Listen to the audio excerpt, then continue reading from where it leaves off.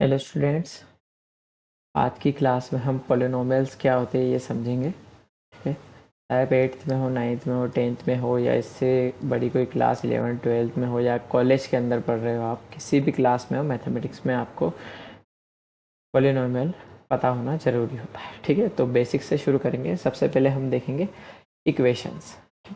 Polynomial समझने के लिए पहले इक्वेशंस को समझना ज़रूरी है। ठीक है, मैंने यहाँ पर लिखा है 7x negative plus 3y plus z is equal to 0। ठीक है, अब यहाँ पे एक एक्सप्रेशन हमें दिख रहा है, हम इसे इक्वेशन कहेंगे कि नहीं पहले ये समझते हैं। देखो, किसी भी इक्वेशन में कम से कम एक वेरिएबल होना चाहिए। ठीक है, उसका एक कोफिशिएंट होना चाहिए, नॉन ज़ीरो कोफिशिएंट। ठीक है, बताऊँगा क्या होता है। एक से ज़्यादा वेरिएबल होंगे तो भी चलेगा। ठीक है, साथ में एक इक्वल होना चाहिए और इक्वल के इस तरफ एक वैल्यू होना चाहिए। ठीक है, जैसे हमारे पास वेरिएबल्स में केवल एक वेरिएबल एक्स नहीं है, हमारे पास एक्स वाई जेड है। ठीक है, कोई प्रॉब्लम नहीं, एक होता तो भी चलता। साथ में हम देखेंगे कोफिशिएंट्स। किसके कोफिशिएंट्स देखेंगे हम? एक्स वाई और जेड। कोफिशिएंट्स क्या होते हैं? जो भी उनके प्रोडक्ट में लिखा हो, जैसे एक्स के प्रोडक्ट में या मल्टीपल में क्या लिखा हुआ है, इनटू में क्या लिखा है, -7, तो एक्स का कोफिशिएंट -7 है। वाई का कोफिशिएंट 3 है और जेड का कोफिशिएंट 1 है। ठीक है, क्योंकि जेड के इनटू में कुछ नहीं है। अगर यहाँ पे मान लीजिए नेगेटिव जेड होता तो हम -1 लिख देते। ओके, तो ये हमारे वेरिएबल्स हो गए, 3 एक्स वाई जेड और तीनों के कोफिशिएंट्स हो गए। और साथ में हमारे पास कुछ कांस्टेंट्स भी हो सकते हैं। कांस्टेंट कुछ भी हो सकते हैं। फिलहाल के लिए यहाँ पे कांस्टेंट में हमारे पास क्या है अभी? 0। देखिए, ये सब वैल्यू भी कांस्टेंट है, लेकिन ये वेरिएबल के इनटू में है तो इसको हम कोफिशिएंट्स कहेंगे। ठीक है, एक्स का कोफिशिएंट ये होगा, वाई का कोफिशिएंट 3 होगा, जेड का कोफिशिएंट 1 होगा। आ गया समझ आपको? अब ये सब चीज़ें होने के बाद यहाँ पे एक इक्वल का साइन होना ज़रूरी है। ठीक है, तभी हम इसे कहेंगे एक इक्वेशन। क्लियर? ये तो हो गई हमारी इक्वेशन। अब इक्वेशन के अंदर, अब ये गौर से सुनना, अब मैं बताने जा रहा हूँ कि पॉलिनोमियल क्या होता है। बेसिक सी टर्म में, अगर किसी इक्वेशन के हर वेरिएबल मतलब एक्स भी, वाई भी, जेड भी अगर है तो उनकी पावर इंटीजर होना चाहिए, नॉन नेगेटिव इंटीजर। मीन्स यहाँ पे एक्स की पावर क्या है? 1, वाई की पावर क्या है? 1, और जेड की पावर भी 1 ही है। तो ये हमारा एक पॉलिनोमियल हो जाएगा। ठीक है, आ गया समझ? क्या बोला मैंने आपको? कि हमारे पास जितने भी यहाँ पे वेरिएबल्स है उनकी पावर क्या होना चाहिए? एक नॉन नेगेटिव इंटीजर। तो और डीप में समझते हैं, एक इक्वेशन लेते हैं। 2x² प्लस में 4 इक्वल टू 0। देखो, सबसे पहले इक्वेशन तो है क्योंकि यहाँ वेरिएबल है, कांस्टेंट है। ठीक है, इक्वल का साइन है तो ये तो है, हमें ये नहीं चेक करना बार बार इक्वेशन है कि नहीं। इक्वल देख लो, वेरिएबल देख लो, खत्म, ये इक्वेशन है। अब पॉलिनोमियल चेक करने के लिए हम सबसे पहले वेरिएबल देखेंगे। हमारे पास वेरिएबल कौन सा है? केवल एक ही वेरिएबल है यहाँ पे, एक्स। अब उसकी पावर क्या है? 2। ये नॉन नेगेटिव इंटीजर है, मतलब इंटीजर तो होना चाहिए लेकिन नेगेटिव नहीं होना चाहिए। बिल्कुल सही है ये तो 2 तो हमारा एक नॉन नेगेटिव इंटीजर है, मतलब ये क्या हो जाएगा? हमारा एक पॉलिनोमियल हो जाएगा। अब इसी पॉलिनोमियल या इक्वेशन को हम एक और तरीके से लिखेंगे। देखना यहाँ पे क्या होगा, 2x plus 4x⁻0 is equal to 0। अब सोच के देखिए, क्या ये इक्वेशन या ये पॉलिनोमियल और ये पॉलिनोमियल एक दूसरे के इक्वल है कि नहीं? बिल्कुल इक्वल है। कैसे? देखो, 2x² यहाँ पे भी है, 2x² तो यहाँ पे भी है, 4 यहाँ पे भी है, 4 यहाँ पे भी है, इक्वल है, 0 है, सब सेम है। बस एक्स्ट्रा में आपको क्या दिख रहा है यहाँ पे? x⁻0। आपको क्या दिख रहा है? केवल x⁻0। ये एक्स्ट्रा दिख रहा है ना आपको? तो अब बताइए, कोई भी नंबर हो, जैसे 4 है, उसकी पावर 0 है तो क्या 1 आएगा? और x की पावर भी 0 ही तो क्या आएगा? 1 आएगा। ये आप लिख लो, नोट कर लो, याद कर लो, ये हमेशा होता है, यूनिवर्सल है, में कोई दूसरी शर्त नहीं होती। जो बताया वही है कि कोई भी नंबर हो, कोई भी वेरिएबल हो, अगर उसकी पावर 0 है, कुछ भी लिख दो आप यहाँ, 7 8 9 टू दी पावर 0, तो भी हमेशा क्या होगा? 1। तो भैया यहाँ 4 के इंटू में 1 तो ऑलरेडी है ही पहले से, तो मैं 1 के प्लेस पे x⁻0 लिख सकता हूँ। ठीक है, तो इस हिसाब से ये इक्वेशन तो करेक्ट है और इसके इक्वल है। अब चेक करते हैं पॉलिनोमियल है कि नहीं। देखो एक्स की पावर यहाँ पे क्या है, 2 है, नॉन नेगेटिव इंटीजर है, इंटीजर होना चाहिए, नेगेटिव नहीं होना चाहिए। यहाँ पे एक्स की पावर, क्योंकि ये भी हमारा वेरिएबल है और ये भी हमारा वेरिएबल, वेरिएबल पे ही हम पावर चेक करेंगे। यहाँ एक्स की पावर कितनी है, 0 है, 0 भी क्या है हमारा एक इंटीजर है। ठीक है, नॉन नेगेटिव, नेगेटिव तो नहीं है ना, 0 है, क्लियर। तो ये भी हमारा क्या हो जाएगा, एक पॉलिनोमियल हो जाएगा। तो क्लियर हो गई ये बात कि पॉलिनोमियल क्या होता है, कि उसकी जो पावर होती है वो कैसी होना चाहिए, आपकी नॉन नेगेटिव इंटीजर। क्लियर। अब हम देखेंगे कोई इक्वेशन पॉलिनोमियल नहीं होती कब, है ना, तो उसके पीछे क्या रूल है समझते हैं। मैंने अभी लिखा था 2x³ प्लस 7x, चलो एक नई इक्वेशन ही लिख देते हैं, इक्वल टू 0।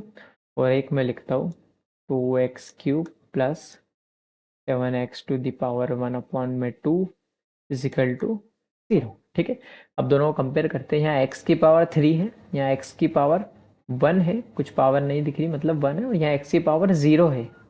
ठीक है, अभी बताया था मैंने, यहाँ x की पावर क्या है, 0 है। 1 के कोफिशिएंट या किसी भी नंबर के कोफिशिएंट में हमेशा x की पावर 0 होता है। ये हर नंबर के इंटू में x की पावर 0 आप लिख सकते हैं, कोई फर्क नहीं पड़ता उसको। ठीक है, तो ये एक पॉलिनोमियल तो है।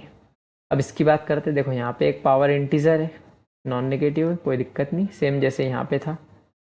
ओके, अब यहाँ पे देखो, यहाँ पे भी चेक करना, तो हर वेरिएबल पे आपको चेक करना है। तो यहाँ पे x की पावर कितनी है, 1/2। क्या 1/2 एक इंटीजर है क्या, नहीं, तो 1/2 कोई इंटीजर नहीं है, तो इसका मतलब ये पॉलिनोमियल नहीं है। तो समझ आ गया आपको, कितने भी वेरिएबल हो इक्वेशन में, चाहे x हो, y हो, z हो, तो ऑन 1000 हो, 50 हो, उससे कोई फर्क नहीं पड़ता, सबकी पावर क्या होना चाहिए, यहाँ पे पावर एक नॉन नेगेटिव इंटीजर होना चाहिए। आप कितनी भी बड़ी इक्वेशन लिख दो, ठीक है, उसमें कई सारे वेरिएबल डाल दो, आप कोफिशिएंट्स डाल दो, लेकिन एक भी पावर अगर नेगेटिव हुई या नॉन इंटीजर हुई या नॉन नेगेटिव इंटीजर नहीं है यहाँ पे, तो भैया ये आपको फेल कर देगा। ये एक इक्वेशन तो बन जाएगी लेकिन एक पॉलिनोमियल नहीं होगी। मुझे लगता है समझ आ गया है कि कोई इक्वेशन पॉलिनोमियल कब होती है और कब पॉलिनोमियल नहीं होती है। ठीक है, आप कमेंट करके बता सकते हैं कि आपको वीडियो समझ आ रहा है या नहीं आ रहा है, या कोई और डाउट हो तो मैं उस पर वीडियो बना दूंगा। हो सकता है इसमें कुछ पॉइंट्स मैंने मिस कर दिए हो, मैं कोशिश करूँगा पॉइंट्स कवर करने की। मिस कर भी दिए हो तो आप मुझे कमेंट कर सकते हैं, मैं उस पर ज़रूर वीडियो बनाऊंगा। ठीक है, हमने एक चीज़ देख ली है, अब दूसरी चीज़ हम देखेंगे type of polynomials. Type of polynomials हम दो तरीके से इसको क्लासिफिकेशन में डाल सकते हैं, क्लासिफाइड कर सकते हैं। एक तो नंबर ऑफ टर्म्स के फॉर्म में और एक उसकी डिग्री के। तो पहले हम देखेंगे नंबर ऑफ टर्म्स। ठीक है, अगर किसी पॉलिनोमियल में केवल 2 ही टर्म है, ठीक है, कितनी टर्म है, केवल 2 ही टर्म है। चलो पहले हम लिख लेते हैं 3x plus 7y equal to 1, 4x minus 9 plus 2z equal to 0, और x इजिकल टू 7। ठीक है, अब ये चारों से हम समझ जाएंगे कि नंबर ऑफ टर्म्स के क्लासिफिकेशन के बिहाफ पे हम पॉलिनोमियल को कैसे सेपरेट कर सकते हैं। देखो फिलहाल के लिए 0 को एज ए टर्म नहीं काउंट किया जाता मैथमेटिक्स, हमेशा याद रखना, क्योंकि 0 तो आप कहीं किसी भी टर्म में लिख सकते हो। भैया मैंने केवल लिखा x प्लस वाई, अब यहाँ पे तो 2 ही टर्म है, भैया मैं यहाँ पे एक 0 लगा दूँ तो ये तो 3 हो जाएगी। ऐसे तो मैं कितने भी 0 लगा सकता हूँ, कोई फ़र्क ही नहीं पड़ेगा इसको। ठीक है, इसलिए 0 को हम टर्म में काउंट नहीं करेंगे, पहली चीज़ तो याद रखना। अब यहाँ पे शुरू करेंगे। देखो इसमें 2 टर्म्स है, पहले टर्म्स काउंट कर लेते हैं, हम यहाँ लिख लेते हैं। ठीक है, इसमें कितनी 2 टर्म्स है, इसमें कितनी है 1 2 और 3। 1 को उस तरफ ले जाओगे -1 बन जाएगा, यहाँ 0 आ जाएगा, फिर भी टर्म तो हमारे पास यहाँ पे भी कितनी है 3। अरे सॉरी, यहाँ पे मैंने बोला 2 टर्म्स है, मैंने 3 लिख दिया। यहाँ पे कितनी टर्म्स है 2, और यहाँ पे 3 टर्म्स है। ठीक है, यहाँ पे भी कितनी टर्म्स है 1 2 3। आपको वो सारी टर्म्स गिनना है जो नॉन ज़ीरो हो, चाहे वेरिएबल हो, कांस्टेंट हो, नॉन ज़ीरो होना चाहिए, ज़ीरो नहीं काउंट करना है, ठीक है। और यहाँ पे केवल कितनी है, 2 टर्म। तो अब देखो अ, अगर किसी पॉलिनोमियल में 2 टर्म्स तो इसे हम बायनोमियल कहेंगे। क्या कहेंगे इसको,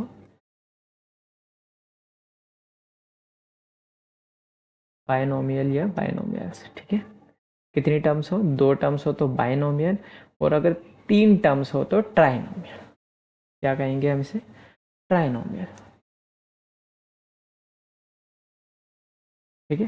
3 टर्म्स पे ट्राइनोमियल, 2 टर्म्स पे बायनोमियल। इसे याद रखो, बाय का मतलब 2 होता है साइंस में, और ट्राई का मतलब 3 होता है।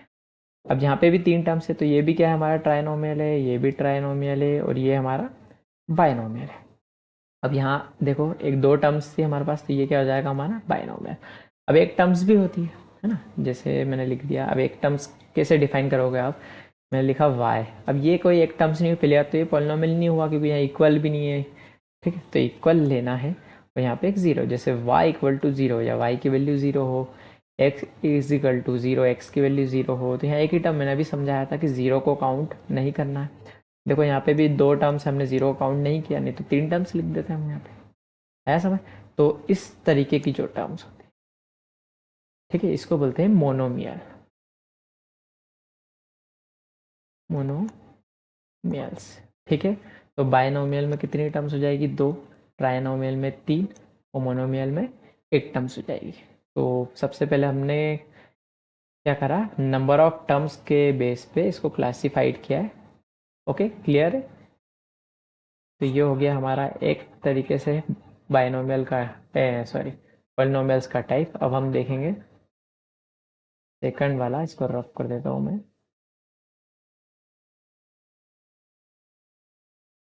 सेकंड क्या, हमारा डिग्री के बिहाफ पे। पहले डिग्री क्या होती है ये समझ, ठीक है। मैं डिग्री को इस तरीके से लिखता हूँ, कोई दिक्कत नहीं, गलत नहीं होता है।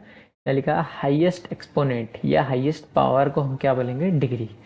पहले एक एग्जांपल देखो, 3x³ प्लस में 7y² plus 1 is equal to 0। अब डिग्री किसकी चेक करना है हमको, वेरिएबल की चेक करना है। हमें देखना है हमारे जो वेरिएबल्स है उनमें सबसे हाईएस्ट पावर क्या है। यहाँ पे मैं x की पावर 0 भी लिख सकता हूँ इसके कोफिशिएंट में 1 के इनटू में, और y की पावर 0 भी लिख सकता हूँ, इसको कोई फर्क नहीं पड़ता। मैं z की पावर 0 लिख दूँ, कोई भी वेरिएबल लेके 0 लिख दूंगा, तो भी ये हमेशा क्या रहेगा, 1 ही रहेगा, ठीक है। तो देखो यहाँ पे वेरिएबल की हाईएस्ट पावर 3 है, और यहाँ पे वेरिएबल की 2 है। अब इस पूरे पॉलिनोमियल में सबसे बड़ी पावर क्या दिख रही है हमें, हाईएस्ट डिग्री या हाईएस्ट पावर क्या दिख रही, 3। तो highest power is called degree. आया समझ, हाईएस्ट पावर या हाईएस्ट एक्सपोनेंट को ही हम क्या बोलेंगे, उस पॉलिनोमियल की डिग्री बोलेंगे। अब इसके बिहाफ पे देखो हम कैसे इसको क्लासिफाइड करेंगे। सबसे पहले हम देखेंगे लीनियर पॉलिनोमियल, लीनियर पॉलिनोमियल, ठीक है। लीनियर मतलब उसकी जो डिग्री है, मैंने बताया डी को मैं इस तरीके से लिखूंगा, वो क्या होना चाहिए, 1 होना चाहिए। 1 मीन्स मैंने लिखा 2x plus 1 is equal to 0। देखो पॉलिनोमियल तो है, क्योंकि x की पावर नॉन नेगेटिव इंटीजर है, मतलब 1 है फिलहाल के लिए। अब इसकी हाईएस्ट पावर क्या है, हाईएस्ट पावर हमें इक्वेशन की नहीं चेक करना, इक्वेशन की वेरिएबल की चेक करना। जैसे यहाँ पे x वेरिएबल, इसकी हाईएस्ट पावर कितनी, 1, तो इसकी डिग्री क्या हो जाएगी, 1, और इसे ही हम क्या कहेंगे, लीनियर पॉलिनोमियल। वैसे ही हमारा सेकंड हो जाएगा, अभी और इसको एक्सपांड करेंगे हम, ठीक है। सेकंड हमारा हो जाएगा 2x² plus 7x plus equal to 0। पहले हम अभी डिग्री देख रहे हैं हम, ठीक है। देखो इसकी हाईएस्ट डिग्री कितनी है, 2 है ना। अब 2 इसकी हाईएस्ट डिग्री है, यहाँ पे 1 भी है, लेकिन हाईएस्ट तो 2 है ना। तो पहले तो हम लिख देते हैं डिग्री कितनी है, यहाँ पे हमारे पास 2 है, तो इसे हम कहेंगे क्वाड्रेटिक पॉलिनोमियल।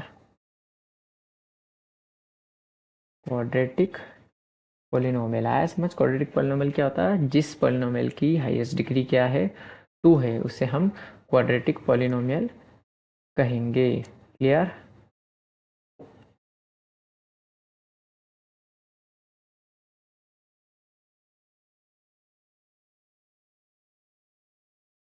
ठीक है। अगला है थर्ड, क्यूबिक पॉलिनोमियल, ठीक है। 2x³ plus 7x² plus 3x plus 9 equal to 0। देखो सबसे पहले चेक करेंगे पॉलिनोमियल तो है यहाँ, x की पावर 1, x की पावर 0, x की पावर 2, x की पावर 3 है, मतलब नॉन नेगेटिव इंटीजर्स तो है, तो ये पॉलिनोमियल तो है। अब देखो x की पावर हाईएस्ट क्या है हमारे पास 3 है, मतलब इसकी डिग्री कितनी हो गई 3। तो हम इसे क्या बोलेंगे क्यूबिक पॉलिनोमियल।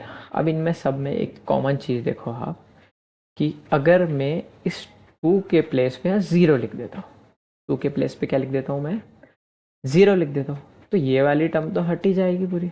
क्या बचेगा 1 इक्वल टू 0, क्या ये ट्रू है क्या, नहीं है। इसका मतलब जो x का कोफिशिएंट है वो 0 नहीं होना चाहिए। ठीक है, एक बार अच्छे से स्टैंडर्ड फॉर्म और सब लिख देता हूँ, बढ़िया। ये तो एग्जांपल्स देख लिए हमने तीनों के, अब इन तीनों का स्टैंडर्ड फॉर्म से उसे देख लेते ताकि आपको और क्लियर हो जाए। ठीक है, तो सबसे पहले हम देखा कि लीनियर पॉलिनोमियल उसकी डिग्री कितनी होती है 1, और उसका जो स्टैंडर्ड फॉर्म होता है या डेफिनेशन होती है वो होती है x plus b equal to 0। ठीक है, और यहाँ पे जो ए है वो 0 नहीं होना चाहिए। अभी हमने देखा अगर मान लो ये ए 0 हो जाएगा तो एक्स तो हट ही जाएगा, तो क्या बी इक्वल टू 0 कोई लीनियर पॉलिनोमियल बनेगा, नहीं बनेगा। ठीक है, सेकंड हमने देखा क्वाड्रेटिक पॉलिनोमियल, राइटिंग थोड़ी खराब है ठीक है, लेकिन मैं क्लियर बोल रहा हूँ। क्वाड्रेटिक पॉलिनोमियल इसकी डिग्री कितनी होगी 2 होगी, इसका स्टैंडर्ड फॉर्म कैसा होगा x² plus b x plus c equal to 0। अब यहाँ पे गौर से देखो, ठीक है, क्वाड्रेटिक पॉलिनोमियल को फिर से समझाता हूँ अच्छे से। अगर मान लो b की वैल्यू 0 हो गई तो ये वाली टर्म तो यहाँ से हट जाएगी क्योंकि 0 इंटू एक्स 0 हो जाएगा, c बच जाएगा। अगर c भी 0 हो जाता है, c एक कांस्टेंट है यहाँ पर भी, यहाँ पे b एक कांस्टेंट है क्योंकि यहाँ पे कोई वेरिएबल तो है नहीं इंटू में। ठीक है, यहाँ एक वेरिएबल है मतलब b कोफिशिएंट है और c क्या है कांस्टेंट है, मैंने बताया शुरू में। ठीक है, हम बोल रहे थे कि b अगर 0 हो जाता है तो ये टर्म तो हट जाएगी, यहाँ से वेनिश हो जाएगी, इसके होने नहीं होने से कोई फर्क नहीं पड़ता, लेकिन ये टर्म तो रहेगी, मतलब हमारे पास डिग्री कितनी बचेगी हमेशा 2 बचेगी, तो हम इसको क्वाड्रेटिक बोल सकते हैं। लेकिन अगर ये a की वैल्यू यहाँ पे 0 आ जाए या x² का कोफिशिएंट क्या आ जाए 0 आ जाए, तो देखो ये टर्म तो हट जाएगी। अगर ये टर्म यहाँ से हट जाती है तो हमारे पास तो लीनियर पार्ट बचेगा सिर्फ। ठीक है, तो लीनियर पार्ट तो हम देख ही नहीं रहे, हम तो देख रहे क्वाड्रेटिक। तो इसका मतलब यहाँ पर इनके होने और नहीं होने से कोई फर्क नहीं पड़ता, बस इतना याद रखना है कि जो a की वैल्यू है मतलब x² का कोफिशिएंट है वो भी यहाँ पे 0 नहीं होना चाहिए। ठीक है, आ गया समझ। क्वाड्रेटिक के अंदर हम लीनियर पार्ट भी देख रहे हैं, ऐसा नहीं है, लीनियर इसके होने और नहीं होने से कोई फर्क नहीं पड़ता, इसका होना एग्जिस्टेंस होना जरूरी है। मतलब ये ए क्या होना चाहिए नॉन जीरो होना चाहिए, जीरो के अलावा आपको जो वैल्यू वहाँ पे पुट कर सकते हो या गिवन दी हो वो हमेशा क्या होगी आपकी क्वाड्रेटिक पॉलिनोमियल को रिप्रेजेंट करेगी। ठीक है, वैसे हम थर्ड देखेंगे क्यूबिक पॉलिनोमियल।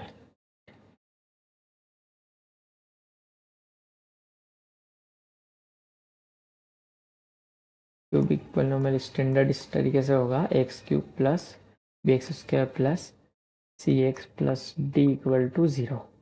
देखो अगर ये पार्ट यहाँ से हट जाता है तो भी ये क्यूबिक है क्योंकि इसकी डिग्री कितनी है यहाँ पर 3। ये पार्ट भी हट जाएगा इसके साथ तो भी ये भी डिग्री 3 है, क्यूबिक है, ये पार्ट भी हट जाएगा तो क्यूबिक है, इससे कोई फर्क नहीं पड़ता, एक स्टैंडर्ड फॉर्म है। ठीक है, लेकिन ये पार्ट रिमूव नहीं होना चाहिए। ठीक है, ये मस्ट इसका होना यहाँ पे जरूरी है, तो हम लिख सकते हैं कि यहाँ पर भी a की वैल्यू 0 नहीं होना चाहिए। अगर ये 0 हो गया तो ये तो वेनिश हो जाएगा भैया, इसका एग्जिस्टेंस ही नहीं रहेगा, तो ये तो क्वाड्रेटिक बन जाएगा। पर हम तो यहाँ बात किसकी कर रहे हैं क्यूबिक की कर रहे हैं। तो मुझे लगता है आपको समझ आ गया होगा कि पॉलिनोमियल क्या होता है और क्या पॉलिनोमियल नहीं होता है, और नंबर ऑफ टर्म्स के भी आपके पॉलिनोमियल्स को कैसे हम समझ सकते हो और उसके हाईएस्ट एक्सपोनेंट्स के हिसाब से हम उसको कैसे समझ सकते हैं। ठीक है, अब हम कुछ एग्जाम्पल देखेंगे, तो मैं रिमूव कर देता हूँ, और आपको सोचना है कि ये पॉलिनोमियल किस डिग्री का है। ठीक है, और कौन सा पॉलिनोमियल है। तो सबसे पहले हम यहाँ लिख लेते हैं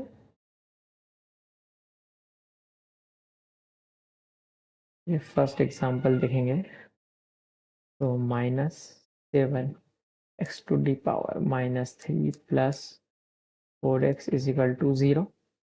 ओके, आपको इस पे काम करना है, सोचना है कि पॉलिनॉमियल है या नहीं। मैं एंड में इनके आंसर दे दूंगा। सेकंड देखेंगे 7/2 x⁵ plus 3x - 9y is equal to 1।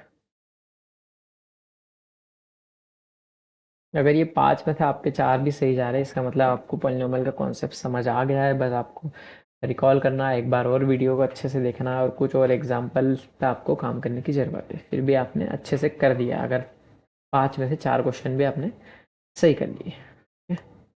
1/x² plus 1 is equal to 0।